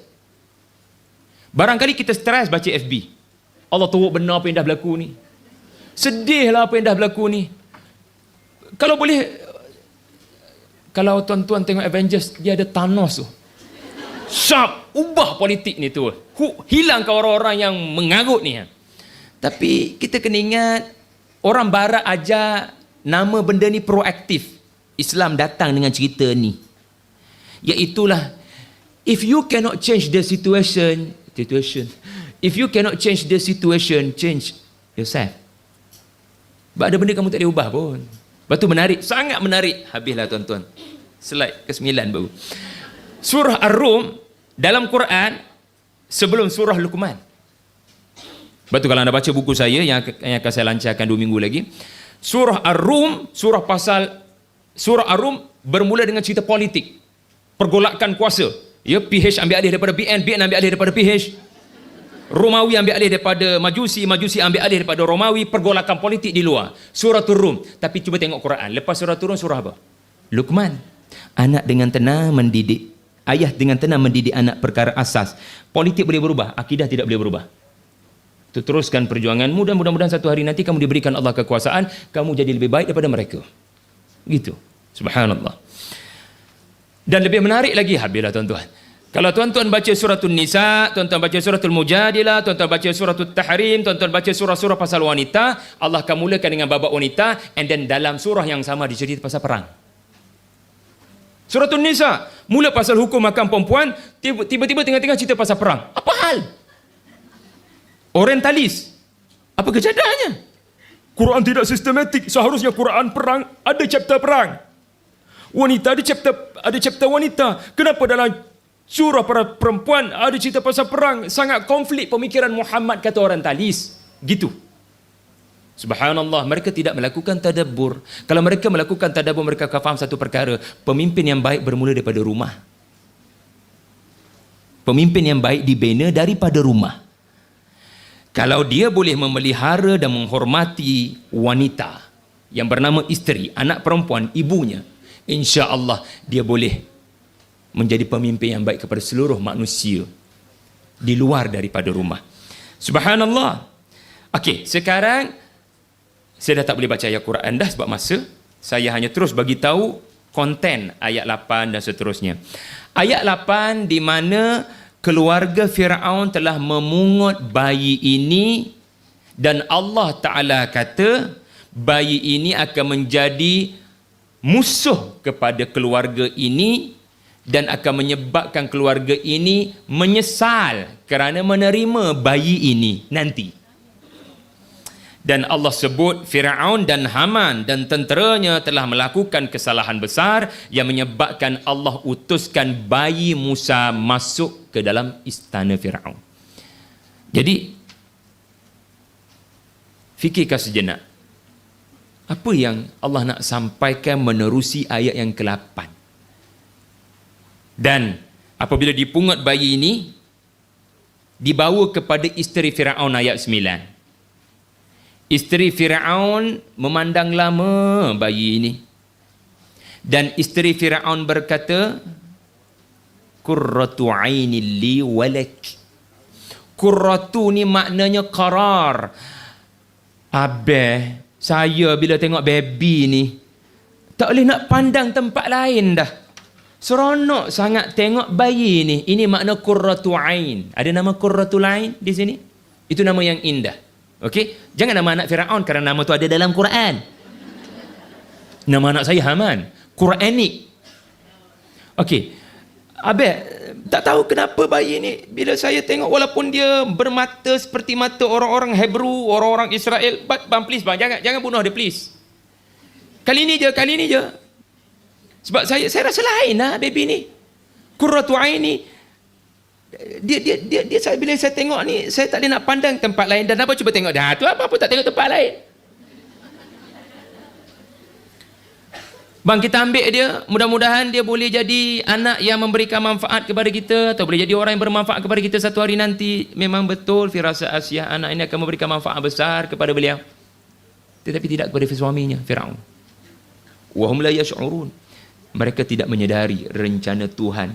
Tuan-tuan, tahukah anda bilakah detik bom jangka yang akan meletupkan Firaun mula menyala? Inilah dia detiknya. Adalah satu kesilapan besar dalam politik Firaun. Dia barangkali tak pernah buat silap, tetapi ada satu benda yang dia telah melakukan satu kesilapan, dan kesilapan itu kesilapan yang sangat besar, iaitulah menerima kedatangan bayi ini. Bayi ini sangat lemah, betul tak? Bayi adalah makhluk yang sangat lemah. Bahkan dia sendiri tak boleh bantu diri dia. Tetapi Allah sudah menunjukkan siapa yang lebih lemah. Firaun atau Musa? Siapa yang datang dari pihak Allah? Nah, sekarang Allah menunjukkan kekuatannya. Bayi yang paling lemah akan menghancurkan kerajaan yang mendakwa dia paling gagah. Subhanallah. Nah, sekarang CCTV beralih pergi kepada ibu Musa yang selepas 2-3 jam dia rasa kembali gusar. Ya. Wa asbaha fuadu ummi Musa farigha. Ibu Musa dalam hatinya ada perasaan farigha macam telah saya terangkan tadi. In kadat litubdi bihi laula. Dia hampir-hampir, dia nyarih-nyarih nak sharing. Nah, kan ada butang share. Ingat, wahai wanita, karena sharing dan wanita seperti tidak boleh dipisahkan. Ingat, tidak semua benda yang share itu baik. Ayat ini mengajar iman dan berdiam diri itu seperti tidak boleh dipisahkan. Sebab itu Nabi bersabda sallallahu alaihi wasallam, "Man kana yu'minu billahi wal yaumil akhir falyakul khaira aw liyasmut." Orang yang beriman kepada Allah dan hari akhirat, dia akan memilih salah satu daripada dua sahaja. Dia akan cakap benda baik atau dia akan berdiam diri. Nah, sekarang Allah kata ibu ni kerana mula ragui, suara apa datang pada saya tadi? Risau benar, suara malaikat ke suara syaitan? Tak, suara syaitan. Dia ibu Musa ni bukan sekadar cerita ibu Musa. Dia cerita kita yang bukan Nabi, yang bukan Rasul, yang kadang-kadang kita akan ada detik kita lemah semangat. Iman kita rendah. Kita mula ragu. Tetapi tuan-tuan, ibu Musa, Allah kata kerana kami ikat iman dalam hatinya, maka dia memilih untuk tidak berkongsi pada orang lain kegusaran dan kebimbangan yang dihadapi. Sebab itu bila ada masalah rumah tangga, berkongsi di FB bukan cara yang baik. Adalah lebih baik memikirkan siapa yang terbaik untuk saya kongsikan masalah rumah tangga saya. Kerana FB, IG, Twitter, media sosial semakin mengajak ramai orang berkongsi, walaupun perkara-perkara itu perkara yang bernama maksiat dan dilarang. Keaiban suami, keaiban isteri, keaiban rumah tangga. Jadi ayat 10 mengajar tak semua benda perlu share. Iman itu tandanya adalah anda berfikir panjang sebelum sharing, tagging, liking. Gitu. Inilah babak yang saya paling suka, ayat yang ke-11, iaitulah kita mula beralih kepada wanita yang ketiga. Dikatakan anak gadis ini namanya Mary. Kebetulan sama dengan Maryam yang datang di hujung-hujung tu, wallahu a'lam. Allah tak sebut nama. Kebarangkalian tinggi, dan saya boleh kongsikan di sini. Tuan-tuan ingat bila Allah tak sebut nama Yukabid tak ada, nama Hannah tak ada, nama Maryam tak ada, nama Habib An-Najjar, surah Yasin Allah tak sebut nama. Dia ada 3 sebab. Pertama, Allah nak agungkan dia, dan Allah nak tunjukkan makhluk tu akan mati. Kenapa nak dibesarkan nama? Sedangkan yang patut dibesarkan nama-nama Allah, bukan nama makhluk. Betul Allah tak sebut nama. Tetapi ada yang Allah besarkan nama karena besarnya perjuangan mereka. Allah sebut nama Hud, Allah sebut nama Nuh, Allah sebut nama Muhammad, Allah sebut nama Isa. Kan? Hikmah Allah tak sebut nama banyak dalam Quran. Nama Uzair ada disebut, tetapi yang mati 100 tahun tu Allah tak sebut nama dia Uzair. Kan? Pemuda yang tidur dalam gua 300 tahun Allah tak sebut nama. Pemuda yang teman Nabi Musa cari Nabi Khidir, Allah tak sebut nama. Nabi Khidir pun Allah tak sebut nama. Dalam hadis sahih saja Allah sebut nama Nabi Khidir. Kan? Yang kedua, kerana macam saya terangkan tadi, supaya cerita itu punya nilai universal. Kerana anda boleh masuk ke dalam cerita berkenaan. Anda yang ketiga yang saya nak kaitkan dengan ayat 11 ini adalah supaya merancakkan kajian-kajian sejarah. Bila Allah tak sebut nama pemuda-pemuda Al-Kahfi, maka para ulama terdahulu memilih untuk mengkaji siapa mereka ini. Lalu dia melahirkan saintis.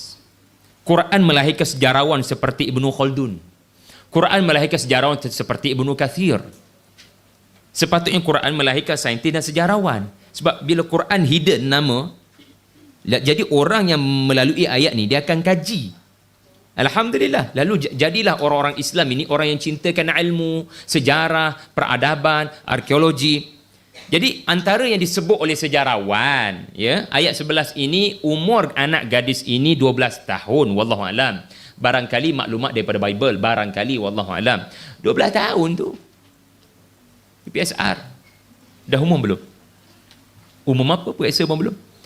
Wa qalat li ukhtihi qussi. Bila mama ni risau, ni mama bukan tak luah pada orang, mama luah, tapi luah pada orang yang dipercayai.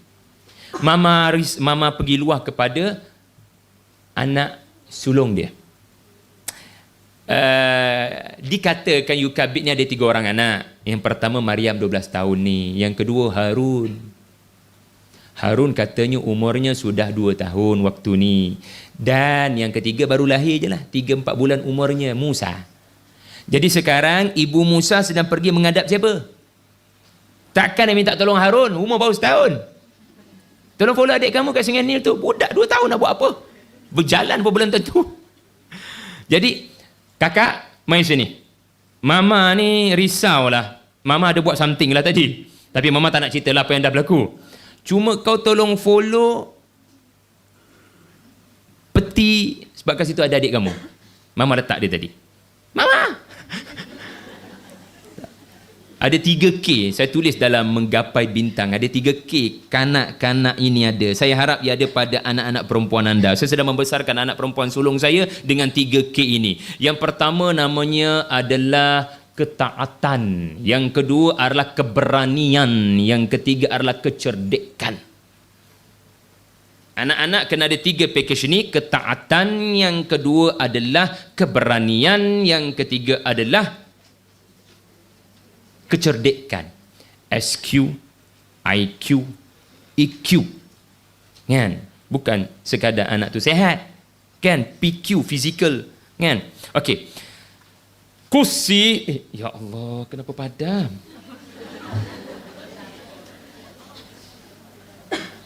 Okey. Kursi, perhatikan. Mama sebut sepatah je pada anak. Okey.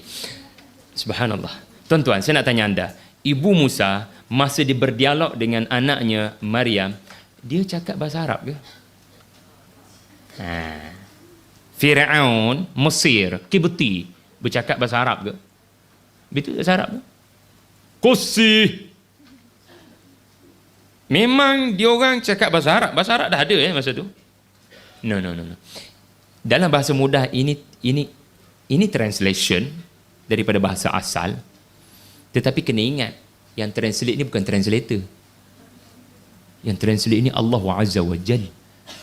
Walam yakul lahu kufuwan ahad. Tak sama Allah Azza wa Jalla dengan makhluk yang bernama translator. Memang dia orang cakap bahasa Hebrew barangkali. Memang mereka cakap bahasa Ibrani barangkali. Tetapi tahukah anda, kursi hanya satu patah perkataan bahasa Arab. Tetapi barangkali dalam bahasa Hebrew dia ada banyak perkataan.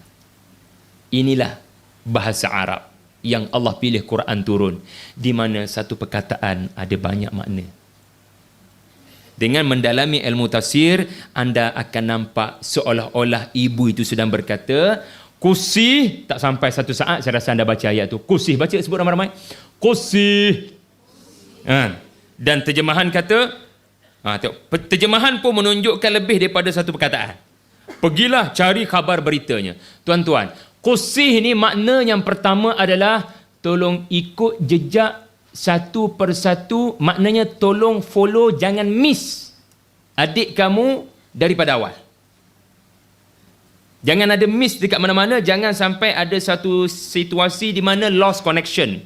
Kamu punya waves tu hilang, tak ada connection. Jangan. Kursi juga bermakna kadang-kadang tak payah berjalan, just follow daripada jauh. Yang penting tahu dia berada di mana. Jadi nampak tak, bahasa Arab pendek je. Bahasa saya terangkan panjang pula. Itu dia panggil jawami al-kalim, bahasa Arab. Kelebihan bahasa Arab. Kan? Jadi yang pertama kanak-kanak ini adalah ketaatannya. Fabasurat bihi an junubin wa hum la yash'urun. Dia telah bergegas. Perkataan kalau anda perasan, fabasurat. Maknanya tanpa melengahkan masa. Kanak-kanak perempuan ini bergegas mencari dan melihat, memantau dengan jelas, dengan mata kasarnya dari kejauhan. Subhanallah, an junubin. Allah merakamkan bukan sekadar ketaatan dengan menggunakan perkataan an junubin. Mengapa? Saya sebut tadi, mengapa Allah sebut an junubin? Lalu kita dapat kualiti yang kedua, kebijaksanaan budak ni. Dia tak follow dekat. Peti tu barangkali mengalir di tengah-tengah sungai dan dia tak follow tebing macam tu. Sebab mama dia suruh follow, maka dia pun lurus bendul follow. Jadi agaknya kalau polis Firaun nampak, CCTV mereka nampak, mereka sudah boleh mengaitkan kanak-kanak ini dengan bayi itu nanti. Dalam rakaman ni kamu sentiasa follow bayi ni, dan sekarang kamu kata kamu tahu bayi ni ada family. Nampak gaya kamu ada kaitan dengan bayi ni. Kamu kakak dia ke? Kantoi. Itu tidak bijak. Jadi Syekh Dr. Ahmad Naufal, seorang ulama tafsir daripada Jordan, dia memberikan satu pendapat yang saya kira tadabbur beliau. An junubin, seolah-olah kanak-kanak 12 tahun ini dia tak akan tunjuk dia follow, dia akan bawa beg besar, barangkali guni IKEA biru tu, sangkut belakang ni, dan dia akan berjalan sambil memetik buah ataupun barangkali cabai yang ada tepi jalan. Buat dia tengah ada aktiviti. Subhanallah, brilliant. Mak kata sepatah. Dan menariknya budak ni dia bukan setakat taat. Dia bukan setakat brilliant, dia taat. Berapa ramai dapat straight A's tapi tak taat. Sebab kalau kita duduk ke tempat kanak-kanak ni, barangkali kita akan tanya, mama dah tak yakin janji Allah sampai saya kena follow adik saya? Mana keyakinan mama pada rukun iman yang ke-6? Kenapa saya diheret dalam benda bahaya ni? Mama, kalau saya follow adik saya dalam bahaya. Mama mungkin ini kali terakhir mama nampak saya. Budak boleh bagi macam-macam alasan. Tapi ketaatan, kecerdikan, dan sebentar lagi keberanian. Kan? Wahum la yash'urun. Dan Allah i'tiraf. Subhanallah. Kita kadang-kadang baca Quran, kita tak perasan, kita tak baca sampai habis. Allah sedang mengiktiraf seorang kanak-kanak yang tak diketahui pun namanya. Bolehkah anda kagum pada orang yang anda tak tahu nama? Ini menunjukkan Allah tak nak membesarkan namanya. Allah nak membesarkan nilainya. Maka tolong masukkan nilai itu dalam diri kamu, bukan tokoh itu dalam diri kamu. Kerana orang menyembah Isa kerana kagum pada tokoh. Orang tidak mengambil berat tentang nilai perjuangannya, akhlaknya. People didn't get the point. Jadi mereka, seluruh bala tentera Firaun tidak menyedari. Ni nama saya Syari ni, yash'urun. Mereka tidak menyedari yang kanak-kanak ini sebenarnya kakak kepada bayi itu. Subhanallah, pengiktirafan, sijil pengiktirafan daripada Allah. Nah, sekarang kita tiba kepada babak yang paling kemuncak dan terakhir dalam kisah tiga orang wanita ini. Dan sepanjang dia follow, akhirnya Allah tak sebut. Kadang-kadang kan ayat Quran ni dia tak sebut semua benda kerana dia meraihkan anda untuk membayangkan sendiri. So anda bayangkan sendiri, bayi itu dah sampai ke mana? Dah ayat tadi bagi tahu dia sampai dan mendarat dalam istana Firaun. Dan bila mendarat dalam istana Firaun, terkena cahaya matahari, barangkali dari kejauhan sudah orang kedengaran bunyi tangisan bayi ini menangis dan semua orang cuba menyusukan dia. Allah Ta'ala kata dalam ayat 12, tidak ada seorang pun yang berjaya menyusukan kanak-kanak ini kerana kami yang mengharamkan bibirnya dan lidahnya daripada merasakan air itu adalah air susu ibunya. Dia tak akan minum kecuali air susu ibunya sahaja. Wa harramna 'alaihi al-maradi'a min qablu. Jadi 2-3 jam bayangkan kanak-kanak ini menangis. Oh, kita tak boleh bayangkan betapa pucat lesinya kanak-kanak ini. Lalu semua orang beratur untuk menawarkan susuan masing-masing kerana sesiapa yang berjaya menyusu kanak-kanak ini, kanak-kanak apa? Berjaya menyusu bayi ini, dia akan dapat ganjaran besar daripada Asyah dan Firaun. Lalu bayangkan berpuluh-puluh wanita-wanita menawarkan susu masing-masing tetapi semuanya gagal untuk menyusukan kanak-kanak ini. Bayangkan situasi itu. Kalau anak kita kan, kadang-kadang dia boleh pergi tak dengan air susu orang lain bila air susu kita tak keluar? Boleh tak? Boleh je. Lepas tu ada istilah ibu susuan. Saya ada pengalaman lah menyusu dulu. Tapi ada kami, ada tentera Allah yang menghalang lidah Musa daripada mengiktiraf ada susu lain boleh masuk dalam mulut dia. Dari satu sudut kat sini, Allah nak tekankan menyusu ibu lebih baik 2 tahun pertama. Dengan apa jua cara. Cubalah ya. Cuba makanlah produk-produk boleh mengkayakan susu, khususnya bila dah setahun lebih budak tu, barangkali susu makin menyusut. Ya, saya kongsi sebenarnya sebab saya ada pengalaman lah menyusu. Jadi kena banyak makan benda-benda yang berkhasiat supaya susu tu banyak. Dan sekarang tiba-tiba kanak-kanak ni pun beratur. Sedangkan wanita-wanita lain tertanya-tanya, kamu ni kenapa kamu nak menyusu juga? Aku umur baru 12 tahun nak menyusu apanya? Ya, lah, saya ada benda saya nak cakap pada diorang, tapi saya tak naklah muncul tiba-tiba. Sebab kalau saya muncul tiba-tiba, Assalamualaikum, I am the savi of this baby. Nak tahu tak siapa yang boleh menyusukan bayi ni? Dia ada mama tau. Mama dia dekat sana. Itu tidak bijak. Itu dengan mudahnya pegawai Firaun akan kata, tunjuk kad pengenalan kamu. Oh, kamu tahu macam mana nak menyusukan baby. Nampak gaya kamu ada kaitan dengan baby ni. Kamu kakak dia bukan? So itu tidak bijak. Jadi budak ni beratur sama-sama dengan orang lain. Dan bila sampai gilirannya, saya datang kemari bukan untuk menyusukan bayi ini. Cuma saya nak kata saya ada maklumat tentang satu buah rumah yang boleh menyusukan bayi ini. Saya rasa rumah tu boleh membantu bayi ini. Bayangkan Asyah yang sedang terdesak. Bayangkan seluruh kaki tangan istana yang sedang terdesak. Semuanya selama ini tenteram dan sentosa istana, tetapi kerana tangisan bayi ini semuanya jadi hiruk pikuk satu istana. Semuanya jadi gegak gempita. Dan bijak budak ni, dia tak kata hal adullukum ala ummihi, nak tak saya tunjukkan pada anda mak dia. Itu tak bijak. Dia sebut bukan mak, dia kata ada satu rumah ni boleh melakukan takaful. Bukan takaful ikhlas tu, tetapi melindungi. Sebab takaful ni maknanya melindungi. yang boleh bagi protection pada baby ini dan boleh memberikan nasihat, maknanya mereka orang yang sangat senior dan berpengalaman dalam hal ini. Nah, itulah kisahnya tentang 3K kanak-kanak ini, subhanallah. Dan dengan asbab kanak-kanak ini akhirnya Musa dikembalikan Allah kepada ibunya. Dan ini pengajaran yang indah. Tuan-tuan, jangan angan-angan mak jenin. Bila kita mahukan sesuatu berlaku yang kita doa, Allah nak tengok kita buat langkah pertama. Kita banyak doa, tapi tak mustajab sebab kita mak jenin. Ya Allah, tolonglah kurniakan saya jodoh. Habis tu 2-3 orang datang kamu tolak. Macam mana nak jodohnya? Ya Allah, kurniakan saya kerjaya yang lebih baik. Habis tu 2-3 offer datang kamu pandang kecil. Why not mulakan daripada yang kecil, bisnes kecil? Kadang-kadang lepas anda doa, Allah ilhamkan pada anda langkah pertama. Lepas ibu Musa berdoa selamatkan bayi itu, Allah ilhamkan kepadanya untuk cari kakak Musa dan minta kakak Musa tu pergi follow. Allah dah janji, betul tak? Kepada ibu ini, Allah akan pulangkan, betul tak? Maknanya boleh je ibu ni goyang kaki mak jenin. InsyaAllah dia akan sampai kepada saya. InsyaAllah janji Allah pasti kepada aku. Kemenangan akan datang. InsyaAllah, insyaAllah. Oh, 2-3 hari tak datang. Kadang-kadang jangan duduk goyang kaki. Allah nak tengok, did you do something? Buat sesuatu. Dan akhirnya janji Allah berlaku dengan asbab dia suruh kakak Musa pergi tengok baby itu.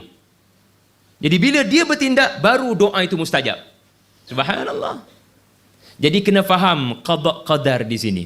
Kadang-kadang takdir itu boleh berubah bila anda berdoa dan bertindak. Saya ulang.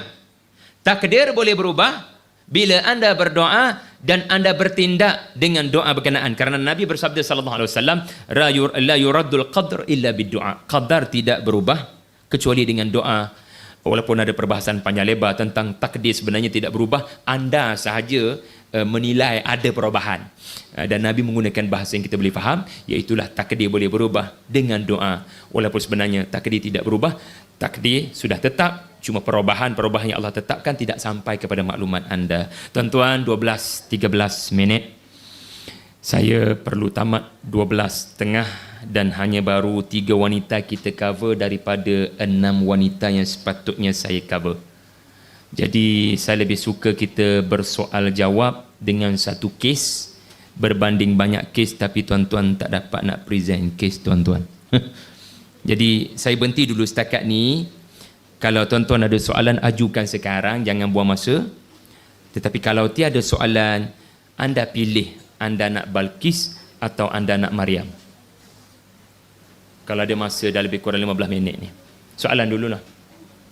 Soalan dulu. Tak ada? Lapar belaka.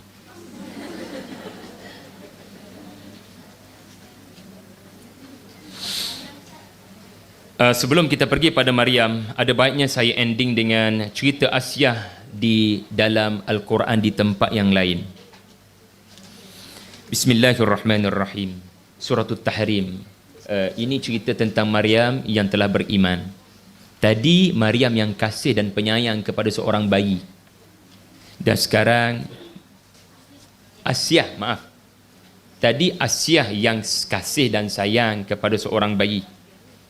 Lalu dia memberikan keringatnya, dia memberikan seluruh usianya memelihara bayi ini.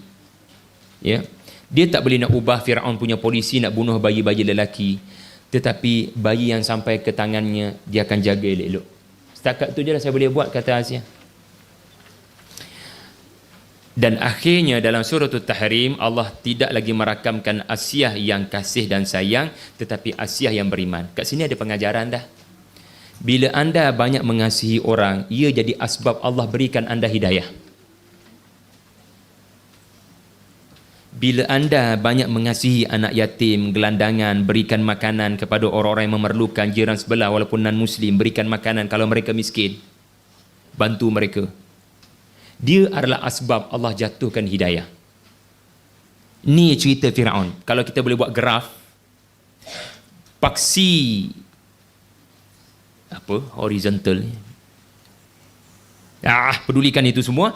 Ayat ini bermakna wa daraballahu mathalan lilladzina amanu, wahai orang yang beriman, lelaki dan wanita. Makna lelaki pun masuk dalam hal ni.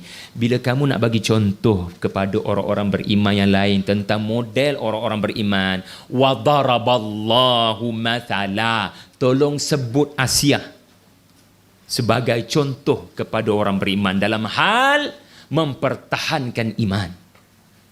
Subhanallah, orang lelaki pun kena share cerita wanita. Ini menunjukkan tokoh wanita tidak sepatutnya hanya diketahui oleh orang wanita. Jadi, tahniahlah pada lelaki-lelaki yang adil. Alhamdulillah. Ya? Tetapi kita perlu berjuang untuk menyebarkan lagi kepada lilladina amanu, orang-orang lelaki yang beriman dan orang-orang wanita. Jadi, bila kita nak cakap, orang yang mempertahankan iman ni ada ramai tau. An'amta alaihim. Allah kurniakan kepada mereka kekukuhan iman. Antaranya apa? Anda boleh sebut macam-macam nama yang sampai ke telinga anda, tapi Allah tolong, Allah Ta'ala minta kita utamakan. Sebut antaranya Asia. Maka cerita Asia mesti dikorek, dicari gali, kan, dikaji. Barangkali ada cerita-cerita menarik, ya, dan dikatakan bahawasanya Asia ini, tengok depan, dikatakan, bila saya sebut dikatakan, anda jangan bergantung. Ia barangkali benar, barangkali tidak benar. Ia hanya kajian manusia. Firaun Ramses II ada ramai isteri. Isteri yang paling muda dan paling terakhir dinikahi adalah Isinofret. Isyah. Bila diarabkan, ditarikkan Asyah binti Muzahib. Dan beliau ini, ya, biasalah bila raja kahwin ramai, dia akan pilih yang cantik-cantik meskipun mandul. Ya, di akhirnya diketahui dia mandul. Tidak boleh untuk melahirkan anak, ataupun raja tidak bercita-cita untuk ada anak, just nak berseronok-seronok dengan isteri-isterinya. Satu perkara yang menarik, sejarawan dan arkeologi tak jumpa sebarang patung atau kubur Isinofret.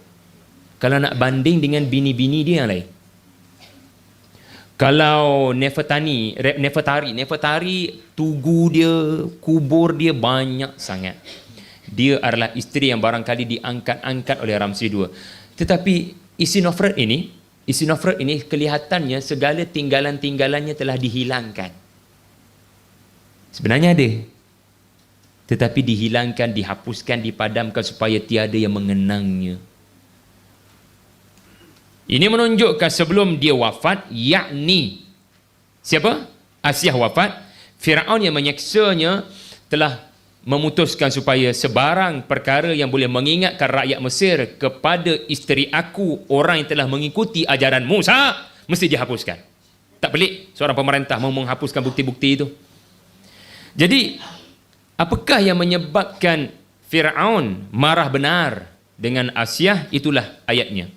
Di mana semasa beliau dikatakan diseksa dengan begitu azab, doa beliau adalah Rabbi bni li 'indaka baitan fil jannah. Baca semua? Nak masuk syurga tak? Kalau boleh, hafallah doa ni. Rabbi bni li 'indaka baitan fil jannah. Rabbi bni li 'indaka baitan fil jannah.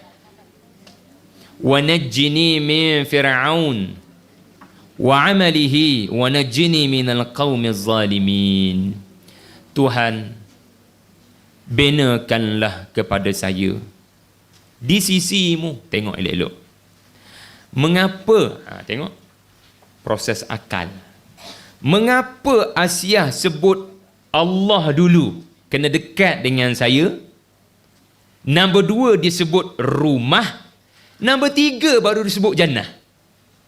Kita berdoa macam mana? Ya Allah, kurniakan saya syurga. Betul tak? Yang nombor 3 jadi nombor 1. Sekarang tolong belajar sikit daripada Asia. Bagaimana nilai 1 dan 2 sebelum 3. Yang 1 dia sebut Allah ke rumah. Kerana bagi Asia, mencintai Allah adalah kepuasan yang tidak dapat diterangkan dengan perkataan. Iman bila sampai ke satu tahap, ya, dia dah tak takut pada mati dan tak rasa sakit dengan kesakitan. Biarlah dia mau nak buat apa dia kat saya, tetapi dia telah tenggelam dalam rahmat Allah ketika sakit. Ya, subhanallah, Asia sudah tidak sabar nak bertemu Tuhannya ketika kita takut dengan mati. Kita takut dengan mati. Asia mencintai kematian kerana dengan kematian itu jalan menuju pertemuan dengan Tuhannya. Saya tak pastilah Asia belajar tentang Allah dengan anak angkatnya Musa dalam berapa kali usrah, berapa kali seminar. Asia nak belajar daripada Musa, dia ada ruang ke nak belajar daripada Musa anak angkatnya? Setiap kali dia nak belajar, pasti dia akan diperangi dan dihalang. Tetapi inilah cerita tentang iman. Al-Fadhil Mufti, boleh Dr. Asri sikit lagi. Jadi pertama sekali, Asia menyebut tentang Tuhan. Rabbi ibnili indaka. Maknanya menunjukkan besarnya kedudukan Allah Azza wa Jalla dalam hidupnya dan dalam hatinya. Yang kedua dia sebut baitan. Kenapa disebut rumah? Kenapa tidak sebut qasran? Kerana dia sudah lama hidup dalam kehidupan istana yang senang lenang dan mewah, yang tidak memberikan kepadanya bahagia. Bahagia yang sebenar adalah bila kita bertemu dengan Tuhan. Dan bagi Asia, rumah pun cukup dah. Asalkan dekat dengan kamu. Maksudnya apa? Melihat Allah lebih indah daripada melihat syurga. Sila bacalah hadis-hadis tentang nikmat ahli syurga yang besar. Antaranya adalah melihat Allah Azza wa Jalla. Alal ara'ika yanzurun. Antara tafsirannya adalah duduk atas kursi-kursi selesa begini, melihat dengan tidak mengerdipkan mata. Antaranya adalah melihat wajah Allah Azza wa Jalla. Subhanallah, ya. Dan barulah dia menyebut yang ketiga al-jannah. Dan akhir sekali, ini betul-betul akhir dia ni, bagi menghormati Datuk Sahibu Samahah kita. Dia sebut Firaun dan dia tidak berakhir, tidak menoktahkan doanya dengan Firaun. Dia sebut juga wanajini yang kedua. Anda perasankan wanajini yang kedua adalah wanajini minal qaumiz zalimin. Ini menunjukkan Asia mengajar kita, Firaun salah satu daripada orang yang zalim dan dia adalah suami dia. Boleh berlaku bukan orang Mesir yang melakukan kezaliman, boleh berlaku bukan zaman Firaun sahaja, zaman bila-bila akan ada lagi Firaun. Maka Asia mengajar kita supaya sensitif dengan kezaliman dan mohon pada Allah mengelakkan kita daripada ada kaitan dengan penzalim dan kezaliman. Sangat universal nilai doa ini, kerana dia tidak hanya menyebut Firaun. Seolah-olah kalau saya hidup 1000 tahun lagi dan ada orang zalim tetapi bukan suami saya, orang lain. Ada orang zalim bukan orang Mesir, orang Yahudi ataupun orang lain. Maka Tuhan jauhi saya, bebaskan saya daripada orang-orang yang zalim begini. Ya, betapa Asia punya doa sangat universal dan tidak salah untuk kita menghafal dan membaca doa ini dalam doa kita, kerana sebaik-baik doa adalah doa daripada Quran. Aqulu qauli hadza wa astaghfirullah li wa lakum wa billahi taufiq wal hidayah. Wassalamualaikum warahmatullahi wabarakatuh.